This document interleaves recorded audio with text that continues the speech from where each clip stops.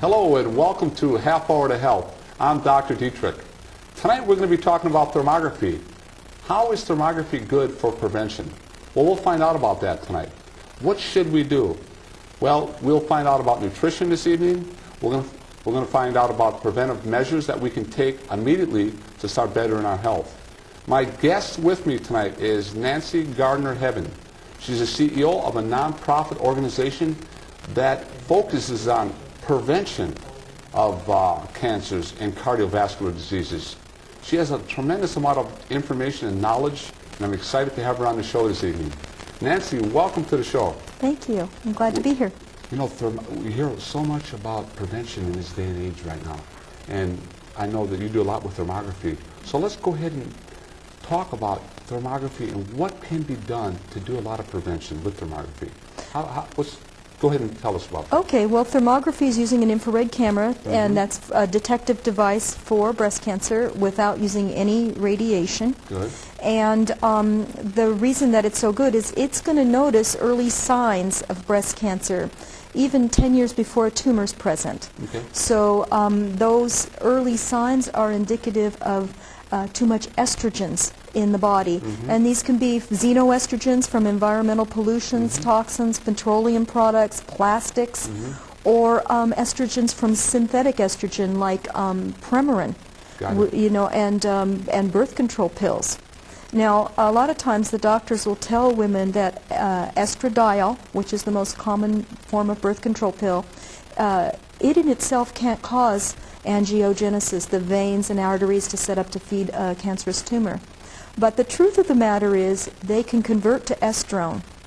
And so when we talk about prevention, we first of all would like to eliminate those toxins from our diet, avoid drinking waters that are toxic, avoid the chemicals in our diet, and then there are things we can do to get those synthetic estrogens out of our bloodstream. There's nutritional supplements to boot phase 2 of the liver function, and the essence of the cruciferous vegetables called indoles can help the pathways to make it not convert to estrone. Estrone's the bad guy as far as estrogens go. Exactly. So, you know, there are a lot of things we can do besides stopping doing the bad things. There's a lot of things we can do to build our health and to help our immune system kick in and do a better job.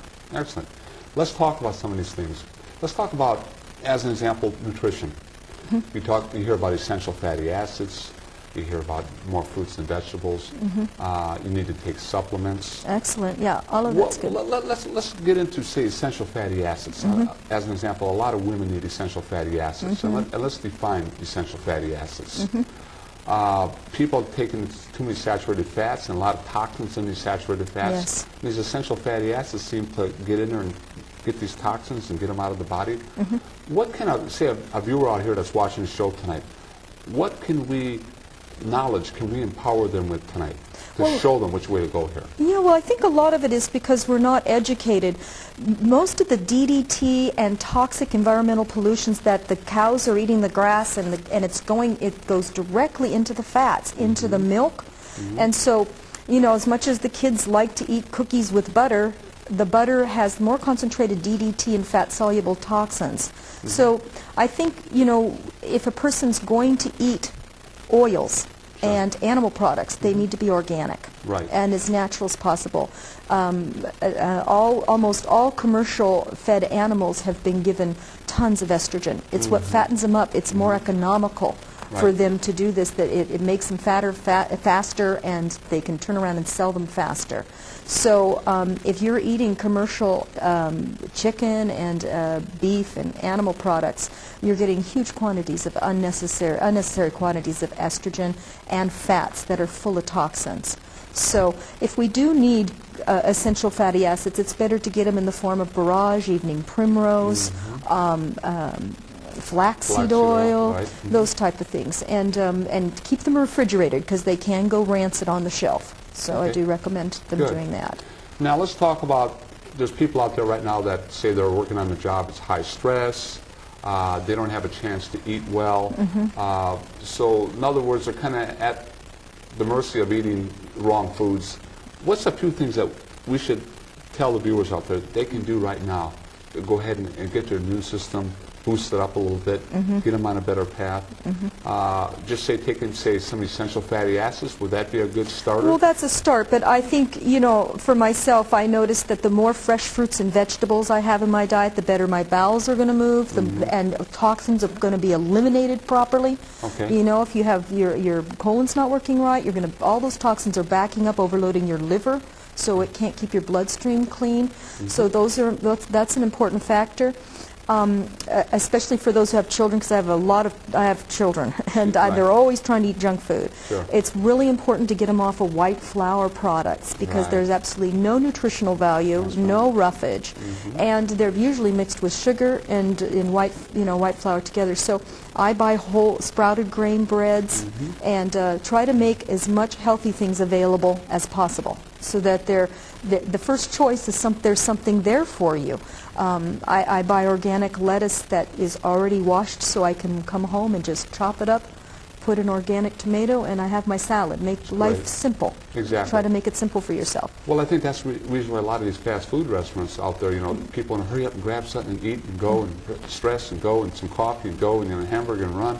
And they're not getting the nutrition anymore. Right. And then they just take a whole bunch of pills, and the body probably doesn't even know what to do with all that. It's just too much, too much concentrated, supplements. Right. And so it is important to have a wholesome, healthy diet. In other words, pharmaceutical supplements that are maybe even making the body more deficient because they're pharmaceuticals, they're not working properly in the system. And if you're stressed out and you don't have a lot of hydrochloric acid in the stomach, and you have these dense little protein-coated tablets, the body's not even going to break them down. So you really need to get encapsulated, powdered form of vitamins. Right. So, and then the other thing we need to talk about, if we're talking about preventing breast cancer, is the different products we buy. Sure. And a lot of times, even products that we've bought in the health food store aren't necessarily healthy. Exactly. I was looking at hand lotions the other day, and sodium lauryl sulfate is carcinogen, and it was in almost every product.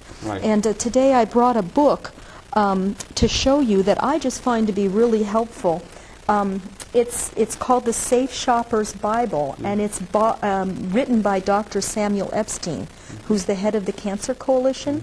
And in this book, he goes through all kinds of cosmetic products, cleaning products for the home, and foods, the most common foods that we eat on a daily basis, which ones are sprayed with chemicals and which ones are grown relatively safely. So you know, if you're going to give your kids strawberries or tomatoes, they better be organic.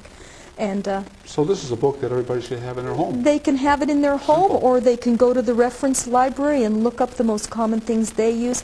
And the nice thing about this is, if your product is not listed, it takes apart all the chemicals that are in those kind of products, so you can go and look on your label to see if it has those chemicals in it. And he has, as he rates them, he has these little shopping carts, and the black shopping cart means carcinogenic. Good. The gray one means it has some dermatological sensitivity, but the white shopping cart means it's perfectly healthy. Good. So it's kind of a cute little way of looking through it, and it's very user-friendly.